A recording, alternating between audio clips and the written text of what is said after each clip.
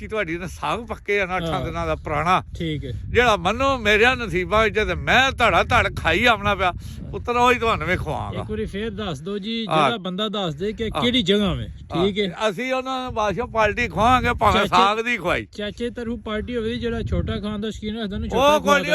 ਕੋਈ ਨਹੀਂ ਜੋ ਮੇਰੇ ਕੋਲ ਇੱਕ ਜਾਰੀ ਕੱਲ ਮੁੜਾ ਰਾਤੀ 10:30 ਵਜੇ ਮਸਕਤ ਪਹੁੰਚਿਆ ਭਾਈ ਛੋਟੇ ਮੋਟੇ ਵਾਲੀ ਕੋਈ ਕਹਾਣੀ ਨਹੀਂ ਮੋਟਾ ਤੇ ਖਵਾ ਦੋ ਨਾ ਇਹ ਉਹ ਕੋਈ ਨਹੀਂ ਹਾਂ ਮੁੰਡੇ ਦੀ ਤਨਖਾਹ ਅਜੇ ਭਤੀਜੇ ਲਾ ਲੈ ਤੁਹਾਡੇ ਦੀ ਫਿਰ ਕੋਮੀ ਬੰਦਾ ਅਰੇ ਓਏ ਠੀਕ ਹੈ ਜੀ ਕਸਮ ਖੁਦਾ ਦੀ ਜੋ ਮੰਗੋ